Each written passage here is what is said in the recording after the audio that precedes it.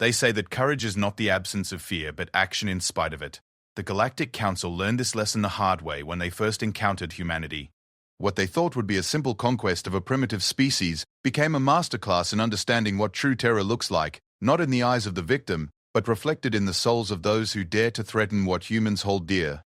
This is the story of Admiral Kethvar of the Zephyrian Fleet, who volunteered to lead the invasion of Earth, expecting glory and an easy victory.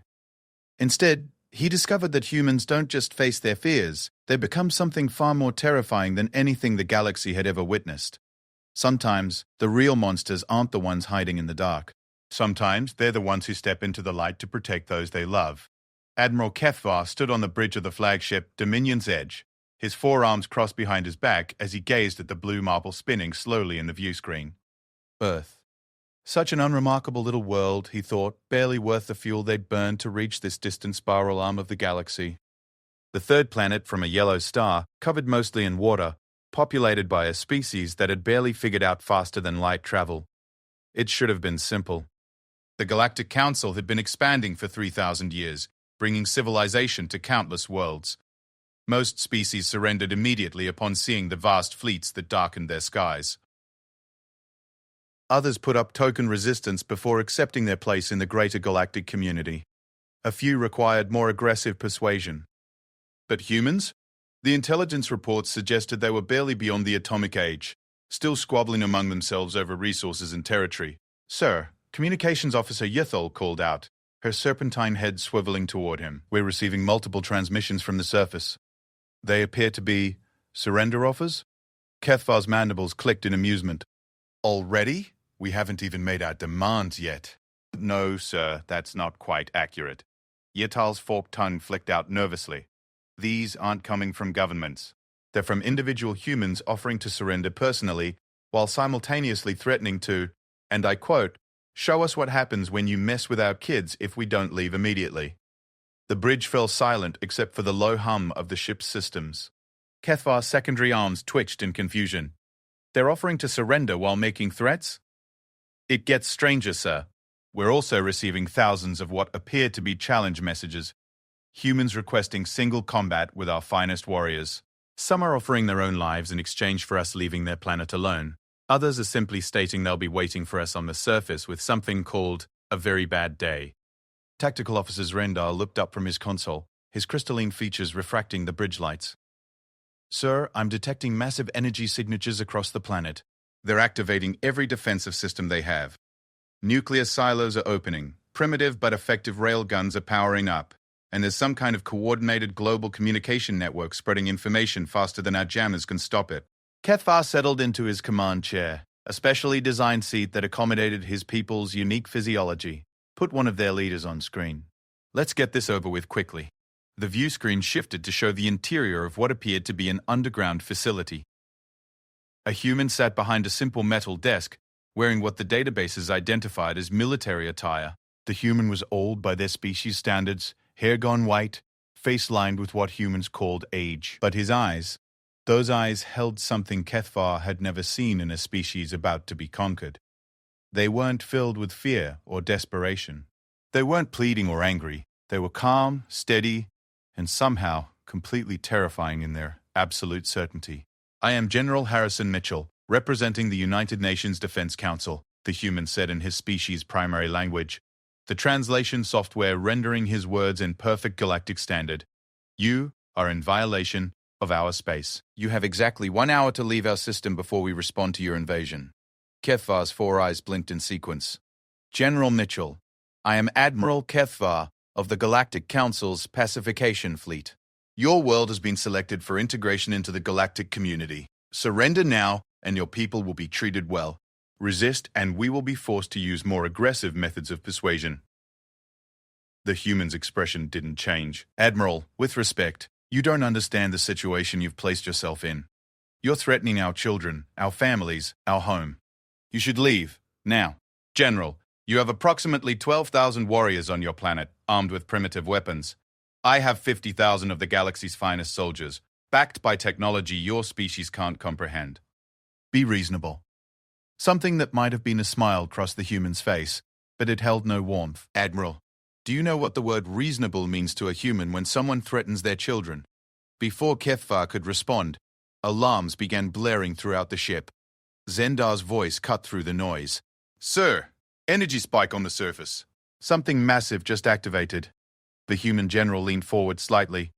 Admiral, I want you to understand something about humans. We have a saying, there are old soldiers and there are bold soldiers, but there are very few old, bold soldiers. I'm 73 years old, Admiral. I've been fighting wars since I was 18. I've seen things that would give your species nightmares. And right now, looking at you, I'm not afraid. Do you know why? Kethvar found himself unable to speak. Something in the human's tone, in those unnaturally calm eyes, was triggering every prey instinct his species had evolved over millions of years. Because you made one critical mistake, the general continued. You assumed that being peaceful meant we were weak. You assumed that being reasonable meant we were cowards. But here's what you don't understand about humans, Admiral. We're not afraid of dying. We're afraid of failing to protect what we love. And that makes us very, very dangerous. The communication cut out, leaving the bridge in stunned silence. Moments later, Yithal spoke up, her voice barely a whisper. Sir, we're detecting massive movement on the surface. Military installations worldwide are activating. But it's not just military, sir. It's everyone. Every human settlement, every city, every outpost. They're not evacuating. They're preparing to fight. Kethvar stared at the blue world on his screen. Show me detailed scans of their major population centers. The images that appeared defied everything he knew about rational species behavior. Instead of fleeing or hiding, humans were moving toward their cities' edges, toward defensive positions. Children were being evacuated not to safe bunkers, but to protected positions behind the front lines, where they would be safest while their guardians fought. Parents were kissing goodbye and heading to positions where they clearly intended to die before allowing enemies to advance. Sir, Srendar said quietly, I'm reading some kind of global communication. It appears to be music. Music? Kethvar's mandibles clicked in confusion. Yes, sir. It's being broadcast from every human settlement simultaneously. The translation software identifies it as something called battle hymns and war songs. But, sir, they're not aggressive songs. They're sad songs. Songs about going home. Songs about protecting family. Songs about sacrifice. Kethvar listened as the translator provided snippets of the haunting melodies drifting up from the planet below. Humans singing to each other across vast distances, their voices joining in harmonies that spoke of loss and love and determination. It was beautiful and terrible, and completely unlike anything he'd encountered in 3 decades of conquest. Admiral, Yithal interrupted, were receiving another transmission. This time, the screen showed not a military leader, but a human female in civilian clothing, standing in what appeared to be a school classroom. Behind her, tiny humans, children, were visible through a window, being led to safety by other adults. My name is Sarah Chen, the human said. I'm a teacher. I have 2 children of my own, and I teach 47 others. I want to tell you something about humans that your intelligence reports probably missed. Kethvar found himself leaning forward despite himself. We know you're stronger than us. We know you have better weapons, better technology, more soldiers. We know that in a straight fight you'll probably win. But here's what you don't know. We don't care. You see, you made this about our children. The moment you aimed your weapons at our world, at our families, you changed the rules. The human woman stepped closer to the camera, and Kethvar saw something in her eyes that made his 4 hearts skip a beat. I'm not a soldier. I'm not a warrior. I'm a 5th-grade teacher who grows tomatoes in her backyard and cries at sad movies. But you know what I'm going to do if you land on my planet. I'm going to pick up the biggest weapon I can find, and I'm going to stand between you and those children until one of us isn't moving anymore. And I'm not alone, Admiral. Every human on this planet just made the same decision. She paused, and when she spoke again, her voice was perfectly calm. We have a word for what you're about to face. We call it wrath. And human wrath isn't hot anger or cold revenge. It's something else entirely. It's love in its most terrible form. It's what happens when creatures who value peace above all else are forced to become something they never wanted to be. The transmission ended, and the bridge remained silent for long moments. Sir, Srendar finally spoke, I'm detecting some kind of coordinated movement. Every human military unit is taking position. But sir, they're not just defending cities or strategic points. They're forming a pattern. What kind of pattern? It appears they're creating multiple defensive lines, but not in any configuration we've seen before. It's as if they're planning to... Sir, I think they're planning to make us fight for every meter of ground. Not just cities or strategic locations. Every meter. Every building. Every room. Kethvar studied the tactical display, his mind racing. They can't seriously intend to, sir, Yethol interrupted. I'm picking up another global broadcast. This one appears to be from their planetary leadership. The screen showed a simple podium with multiple humans standing behind it, representing what the database indicated were the planet's various governmental factions. One stepped forward, an elderly human with kind eyes and a gentle manner that seemed completely at odds with the situation. I am Secretary General Elizabeth Reyes, she said. I speak for all humanity today. Admiral Kethvar, we know you can hear this. We want you to understand our position clearly so there can be no confusion about what happens next. She paused, looking directly into the camera with those unsettling human eyes. We don't want war. War is humanity's greatest tragedy, our deepest shame. We've spent centuries learning to live in peace with each other, to resolve conflicts without violence, to build rather than destroy. We've turned our weapons into tools, our soldiers into protectors of the innocent, our wars into distant nightmares we never want to repeat. Kethvar found himself hanging on every word. But you've made a choice for us, Admiral. You've decided that our children, our families, our home are acceptable casualties in your expansion. You've decided that our peace is less important than your conquest. And in making that choice, you've awakened something in humanity that we've spent generations trying to put to sleep. The human woman's expression never changed, but somehow her next words felt like a physical blow. You're about to discover why every species that shares this galaxy with humans learned to leave us alone. Not because we're aggressive or warlike, Admiral. Because we're worse than that. When you threaten what we love, we become something that even we are afraid of. And the terrible thing is, we won't enjoy it. We'll hate every moment of what we're about to do. We'll mourn every life lost, on both sides. We'll carry the scars of this day for the rest of our existence. She stepped closer to the camera. But we'll do it anyway, because you left us no choice. Because our children are worth more than our souls, and our families are worth more than our peace. So here is our final message to you, Admiral. Leave now, and we'll let you. Stay, and learn why humans have nightmares about themselves. The transmission ended, and the bridge of the Dominion's edge fell into absolute silence. Outside the viewports, the human planet continued its slow rotation, looking as peaceful and unremarkable as ever. But now Kethvar could see the lights starting to change. Cities that had glowed with soft illumination were shifting to the harsh glare of military preparations. What had seemed like a simple conquest was becoming something else entirely.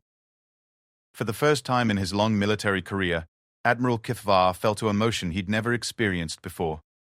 It took him several moments to identify it, and when he did, his hands began to shake. Fear. Not of death. He'd made peace with that possibility long ago. Not of defeat. The mathematics still favored his forces.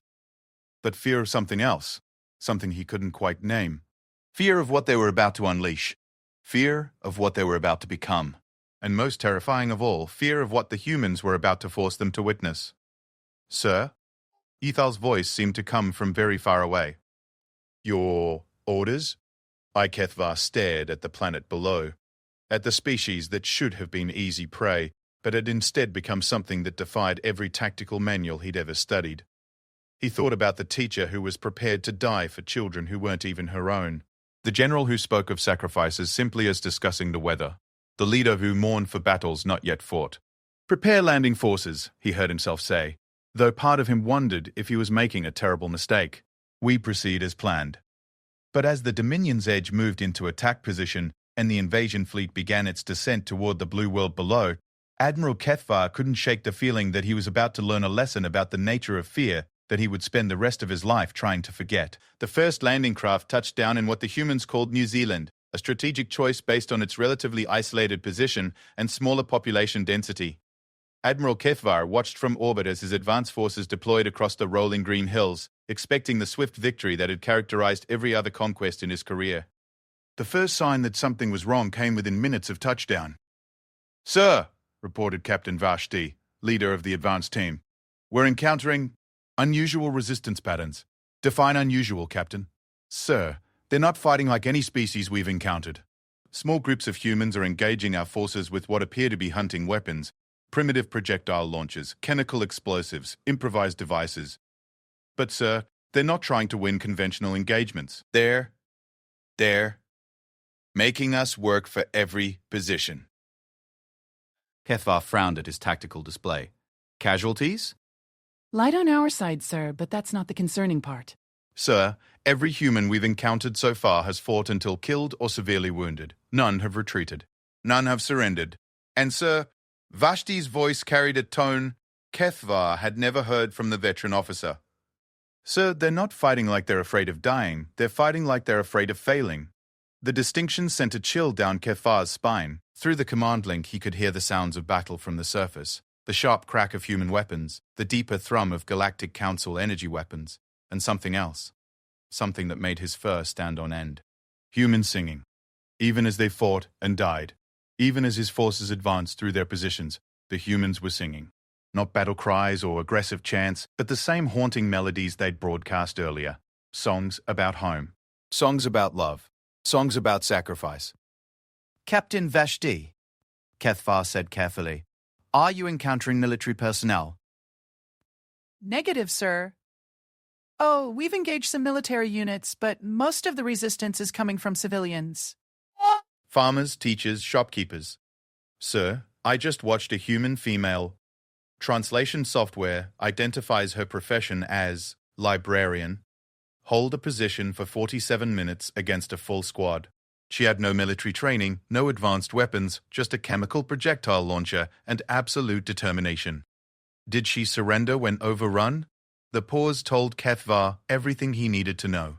Sir, she requested that her final message be transmitted to someone called Jenny and the kids. She said to tell them she loved them and that she was sorry she couldn't read them. One more story. The bridge fell silent. Kethvar had conquered 17 worlds in his career. He'd seen desperate last stands, fanatical resistance, even mass suicide rather than surrender. But never anything like this. These humans weren't dying for military objectives or strategic positions. They were dying for abstract concepts like love and hope and the future of beings who might never even know their names. Sir, Communications Officer Yithal spoke up. We're receiving another transmission from the surface. This one is different. The view screen showed a human male standing in what appeared to be a makeshift medical facility. Bodies lay on improvised stretchers around him, both human and Galactic Council species. The human was tending to wounded soldiers from both sides with equal care. I am Dr. James Walsh, the human said, never looking up from his work. I'm a physician. I've taken an oath to do no harm and to preserve life wherever possible. I want you to know that every wounded member of your forces that we've recovered is receiving the same medical care as our own people. He paused in his work to look directly at the camera, and Kethvar saw the exhaustion in his eyes, the weight of impossible choices. But I also want you to know that this is the last mercy you'll receive from us. We've given you every opportunity to leave peacefully. You've chosen to continue this invasion, to continue threatening our children. So now you're going to see what humans become when mercy is no longer an option. The human doctor turned back to his patients. We'll still treat your wounded, Admiral, because that's who we are. But from this point forward, every step you take on our soil will cost you more than you can imagine. Not because we're monsters, but because you've forced us to become something we never wanted to be. The transmission ended, and moments later, Kethvar's worst fears began to materialize. Sir! Zendar shouted over the tactical alarms that had begun blaring. I'm reading massive energy spikes across the planet. They're activating something. Multiple somethings. The main display lit up with threat indicators as installations across Earth came online. Not just military bases, but civilian infrastructure converted to military purposes. Bridges rigged with explosives, buildings turned into fortified positions. Even the humans' transportation networks had been weaponized, with their primitive aircraft being converted into guided missiles. Sir, Vashti's voice came through the comm, strain evident even through the translator. They've turned their entire civilization into a weapon. Every structure, every vehicle, every piece of technology. Sir, I don't think they're planning to survive this war. I think they're planning to make sure we don't either. But it was what happened next that truly shattered every assumption Kethvar had held about warfare, conquest, and the nature of intelligent species. The humans began to coordinate, not just military units or governmental forces, but every human on the planet. Through their primitive but effective communication networks, 7 billion individuals began moving with a singular purpose. It wasn't the blind panic of a species facing extinction, nor the desperate fury of cornered animals. It was something far more terrifying. It was the calculated, methodical preparation of beings who had already accepted their own destruction and were focused entirely on taking their enemies with them. "Sir," Yathol reported, her voice barely steady, "we're intercepting their global communications. Every human settlement is coordinating evacuation procedures, but sir..." Oh. They're not evacuating to safety. They're evacuating non-combatants to protected positions, while every able-bodied adult moves to combat positions. "How many combatants are we facing?" "Sir, based on their communications, all of them. Every adult human on the planet has just volunteered for combat duty. They're turning their entire species into a military force." Kethvar's mandibles clicked nervously. "That's impossible. Civilian populations don't behave that way. They flee, they hide, they seek neutral ground." "Sir," Srendar interrupted, "I'm detecting movement patterns that suggest they're implementing something called the Swiss Plan." "What is that?" "According to their historical databases, sir, it's a defensive strategy where every citizen becomes a soldier, every building becomes a fortress, and every defeat is merely a tactical withdrawal to the next defensive line. Sir, they're planning to turn their entire planet into one massive fortified position." The tactical implications hit Kethvar like a physical blow. To conquer Earth under these conditions wouldn't require defeating an army. It would require killing nearly every human on the planet. And based on everything he'd observed, that's exactly what the humans were counting on. "Sir," Vashti's voice came through the comm, "we've encountered something new." "Human forces are implementing what they call sacrifice protocols." "Explain." "Sir, when faced with superior forces, small groups of humans are deliberately engaging in what can only be described as suicide attacks. But sir, they're not just trying to inflict casualties. They're trying to force us to kill them in ways that will traumatize our troops." Kethvar felt his heart stop. "What do you mean?" "Sir, they're making us shoot teachers in front of schools, parents defending children, elderly humans protecting the young. They're forcing us to kill the most sympathetic members of their species while their families watch. Sir, I've already had 3 soldiers request to be relieved of duty. They can't handle what we're being forced to do." The true genius of the human strategy began to dawn on Kethvar. They weren't just fighting a military war, they were fighting a psychological war. Every human death wasn't just a tactical loss for them, it was a psychological victory. They were weaponizing their own suffering, turning their deaths into traumatic experiences for the invading forces. "Sir," Yethal said quietly, "I'm receiving reports from all landing zones. It's the same everywhere. Humans aren't just resisting, they're forcing us to experience war at its most horrific level. They're making us live with what we're doing." On the main display, Kethvar watched as his forces advanced through human territories, leaving destruction in their wake. But instead of the quick, clean conquest he'd expected, each victory was Pyrrhic. Every position taken was bought with scenes of horror that would haunt his soldiers for the rest of their lives. Every strategic objective secured came with a psychological cost that no amount of therapy would ever fully heal. "Admiral," Captain Vashti's voice came through the comm again, "we've secured the landing zone, but sir, I need to report something." The humans aren't random in their resistance. They're targeting specific psychological pressure points. Meaning, sir, every defensive position is manned by humans who represent innocence or virtue in their society. Teachers, doctors, caretakers of children and the elderly. And sir, they're not just fighting, they're talking to us while they fight. Talking. They're telling us about their lives, sir. About their families, their dreams, their hopes for the future. They're making us see them as individuals before we kill them. Sir, it's the most effective psychological warfare I've ever encountered. Kethvar closed his eyes and tried to process what he was hearing. The humans had turned their entire species into a weapon designed not just to inflict physical casualties, but to destroy the mental health of their enemies. They were forcing an entire invasion force to confront the true cost of conquest by making every death personal, every victory hollow.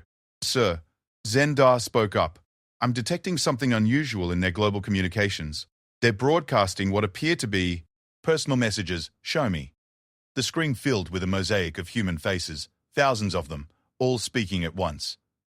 The translator struggled to keep up, but fragments of their words came through clearly, Tell my children I love them. Remember the garden we planted together. I'm sorry I won't be there for your graduation. Take care of Mom. The important papers are in the blue folder. I love you more than words can say. Kefvar realized he was watching an entire species say goodbye to each other, not in despair or defeat, but with a calm acceptance that was somehow more terrifying than any battle cry could have been. They were preparing to die, but they were doing it with such grace and dignity that even their enemies couldn't help but respect them. Sir, Yithal whispered, they're not just fighting us. They're showing us what we're destroying. They're making us watch as we kill everything beautiful about their species. And in that moment, Admiral Kefvar understood the true nature of the fear he'd felt earlier. It wasn't fear of defeat or death, it was fear of what victory would cost. Fear of what his forces would become. Fear of what they would have to live with for the rest of their lives.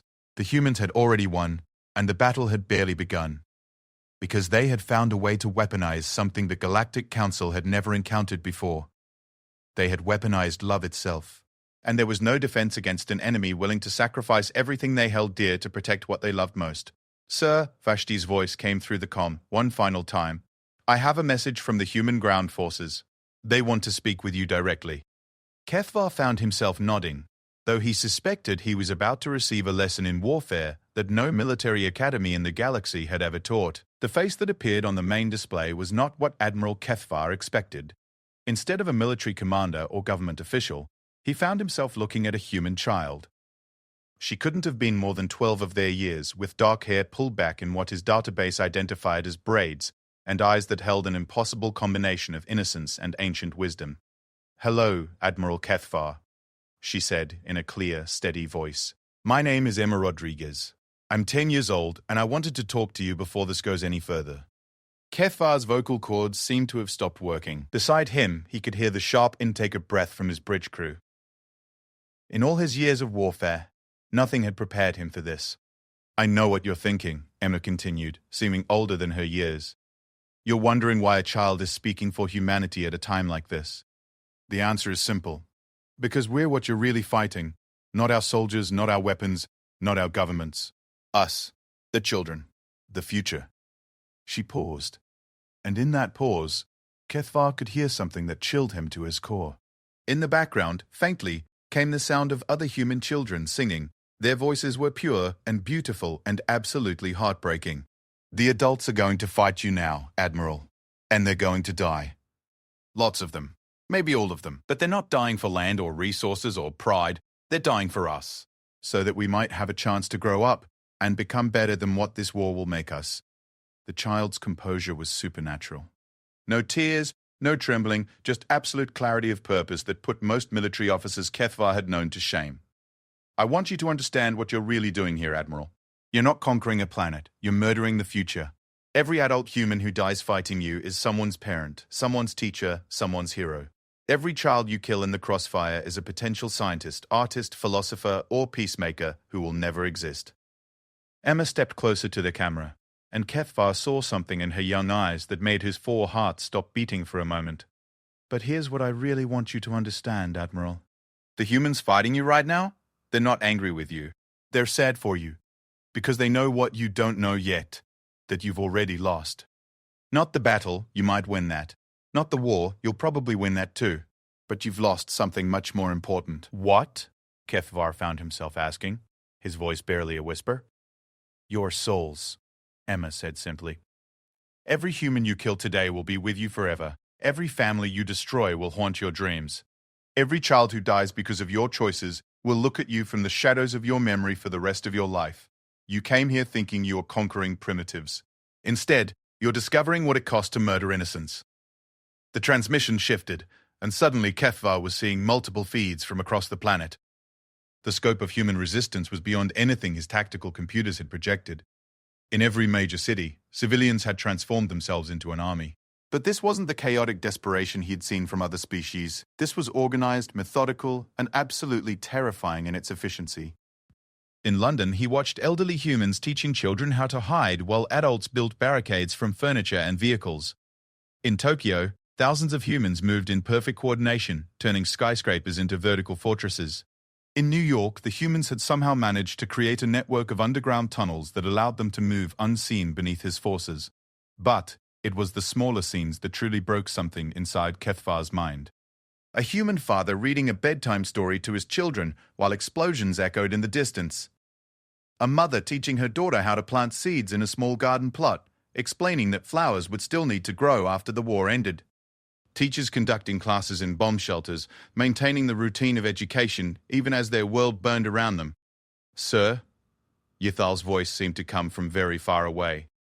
"The humans have activated what they call Protocol 7. "What is Protocol 7? "Sir, it appears to be their final contingency plan. They're systematically destroying everything we might want to claim from their conquest.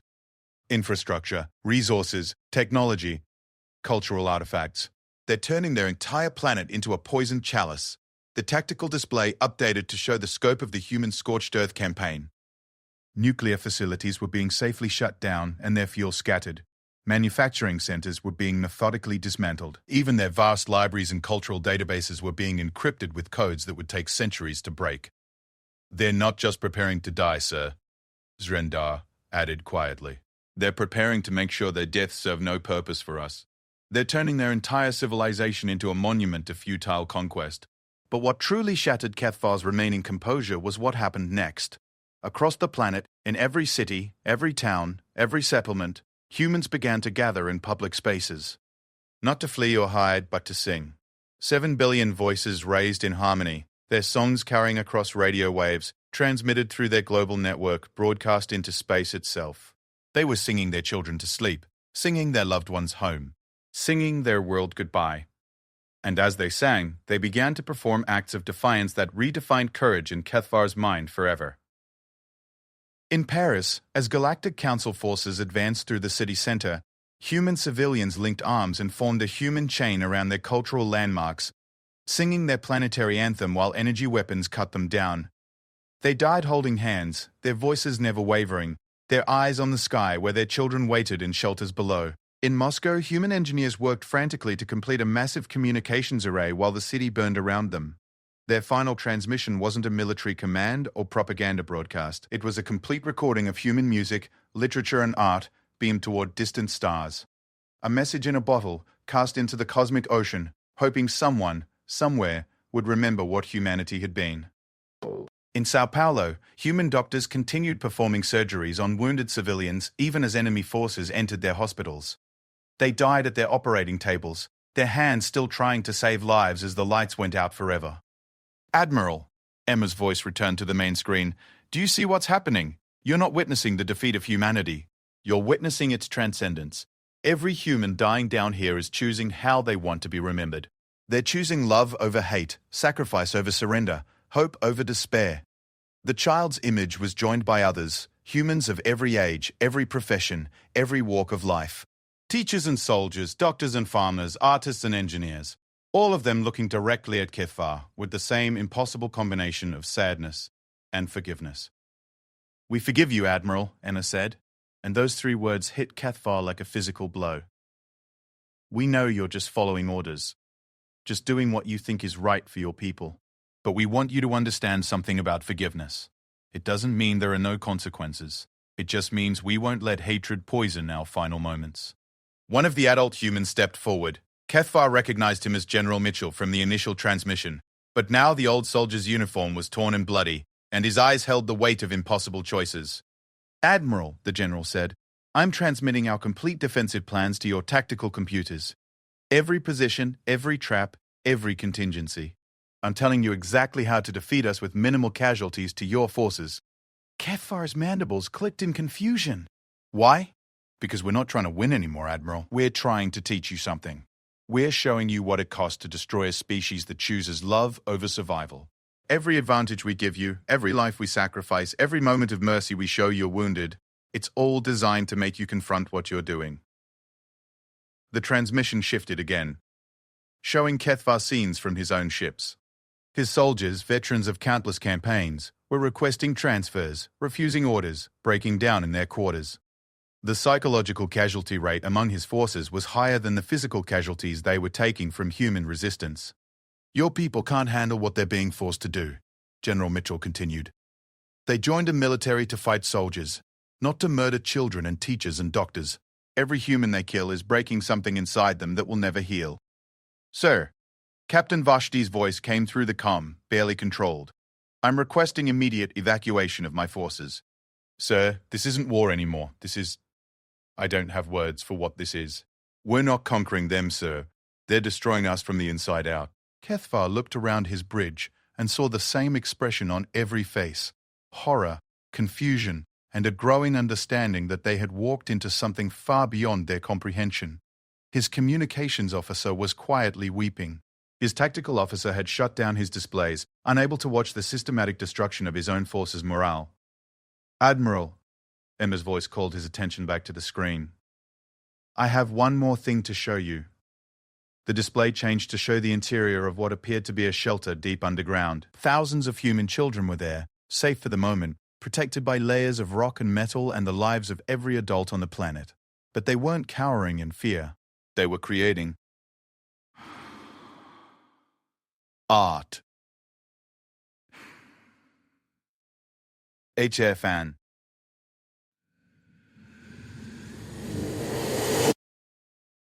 Music, stories, poetry. Even facing extinction, even knowing that everyone they loved was dying above them, these small humans were creating beauty. They were painting pictures of flowers and sunshine. They were composing songs about hope and tomorrow. They were writing stories about heroes and happy endings. This is what you're really fighting, Admiral, Emma said softly. Not our weapons or our soldiers, but this. The human capacity to create beauty in the face of ultimate darkness. To hope when hope is irrational.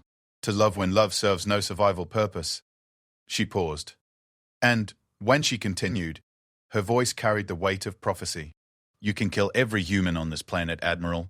You can glass our cities and salt our Earth. But you can't kill what we represent. Because somewhere out there in the galaxy, other species are watching this. They're seeing what happens when peaceful beings are forced to choose between survival and principles. They're learning that there are some prices too high to pay for victory. The truth of her words hit Kethvar like a supernova. This entire invasion was being recorded, transmitted, broadcast to every corner of the galaxy.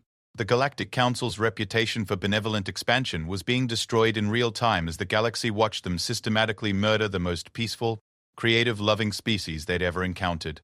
Sir, Yathal said quietly, we're receiving messages from the homeworld. The Council is concerned about public reaction to the invasion footage. Kethvar didn't need to hear the details. He could imagine them perfectly. Species across the galaxy, watching in horror as the mighty Galactic Council army struggled to defeat schoolteachers and librarians. Watching as humans faced death with songs instead of screams. Watching as children forgave their killers with their dying breaths. Admiral, General Mitchell appeared on the screen one final time. I'm going to ask you to make a choice now. You can continue this invasion and win a planet full of corpses and ghosts. You can add Earth to your empire and know that every night for the rest of your life, you'll dream of the children who died for no reason other than your ambition. The general's eyes held no anger, no hatred, just infinite sadness. Or you can stop. You can prove that intelligence includes wisdom, that power includes restraint. You can be remembered as the admiral who chose mercy over victory. The choice is yours, but choose quickly, Admiral. Because every moment you hesitate, more humans die. And every human death diminishes not just us, but you. It diminishes the entire galaxy.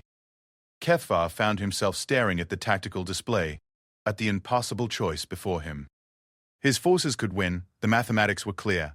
But victory would mean the systematic execution of 7 billion beings whose only crime was refusing to surrender their children to a foreign power. Sir? Yithal's voice was barely audible. Your orders? For the first time in his career, Admiral Kethvar truly understood the difference between strength and power, between conquest and victory, between fear and terror. Fear was what prey felt when facing a predator. Terror was what predators felt when they finally understood what they had become. Signal the fleet, he said finally, his voice steady despite the revolution occurring in his soul. We're withdrawing. Sir? You heard me, officer. Signal immediate withdrawal. All forces to evacuation coordinates. We're leaving. But sir, we can still win. The humans can't possibly... No, Kethvar said firmly, standing up from his command chair. We've already lost. The humans made sure of that the moment they chose to show us who they really are. He turned to face his bridge crew, all of whom were staring at him with expressions of shock and relief. Signal the surface.